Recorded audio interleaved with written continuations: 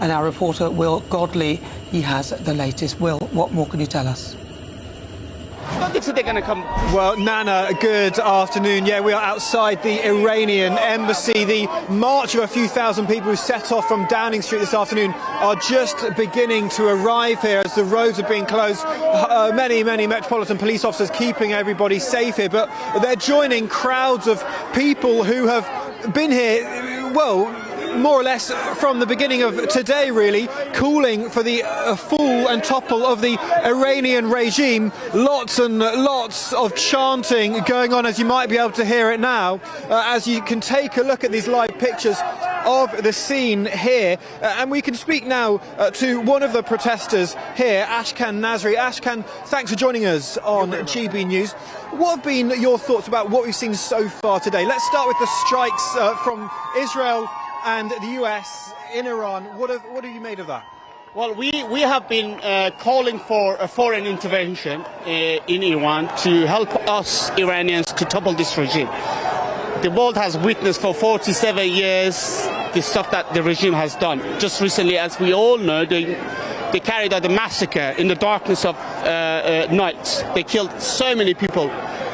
BBC Persian accounted like there are 200 identified under 16 protesters have been killed because the regime was randomly shooting at people. So we are very thankful. If you can see the population here, like the crowds in here, they are all in support of these military strikes in Iran by Israel and the USA.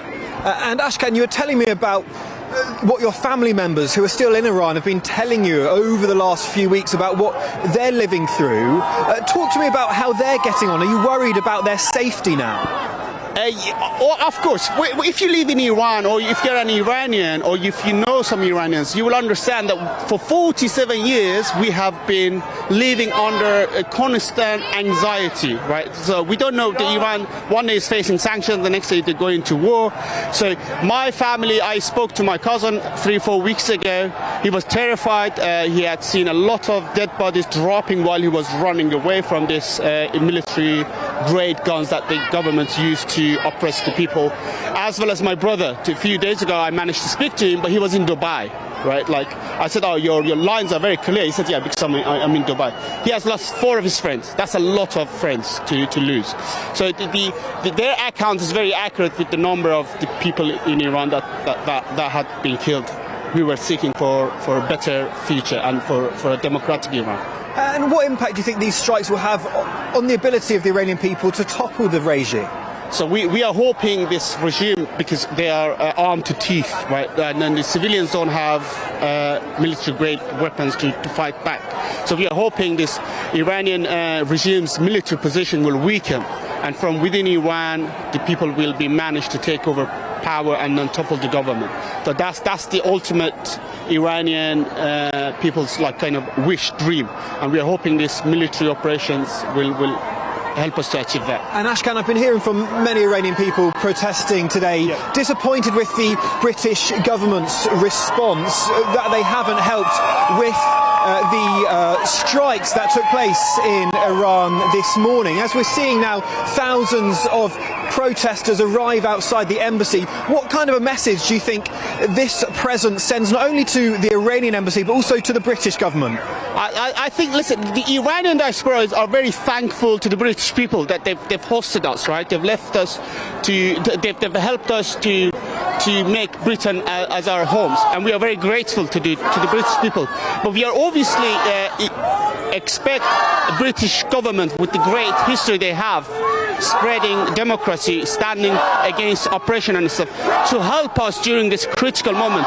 But unfortunately, for some strange reason, that the Labour government so far have decided not to take a side with their closest allies, which is European countries, Israel and the USA, and they somehow they seem they are appeasing this oppression, the Islamic government. If you see the police presence around the embassy, it speaks volume how much they are determined to kind of protect this regime that kills children, and also is very clearly against the democratic nations as well as the Western civilizations, the Iranian regime. So overall, we are disappointed with the British government's position.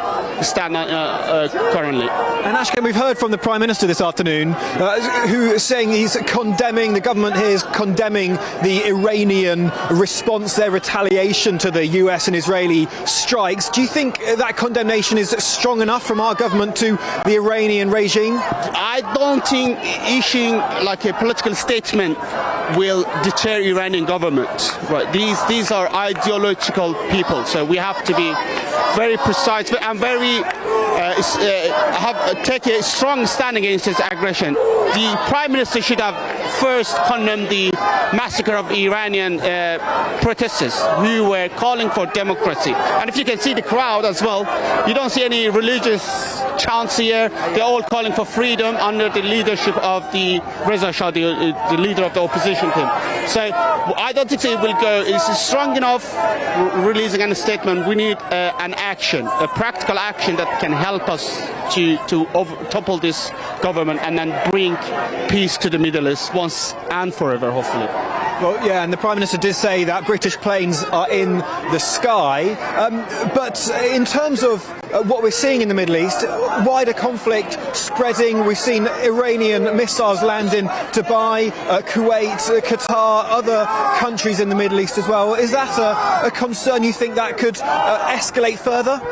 I doubt. I don't think it escalate. It will not withdraw the other countries into war, into conflict with the Iranian regime, because the USA and Israel are in control of this operation, and I doubt it's going to be like escalatory, or it's going to make Middle East in the long term kind of destabilize the Middle East. I don't think. I'm not seeing that is happening. Obviously, it's a concern for us Iranians because we want to live with our neighbors in peace. So with these attacks, hopefully we are not creating enemies anymore. Of course. Wonderful. Ashkan, thank you very much for talking to us on GB News. A message loud and clear from outside the Iranian embassy here as thousands of protesters gathering, calling for the Iranian regime to topple.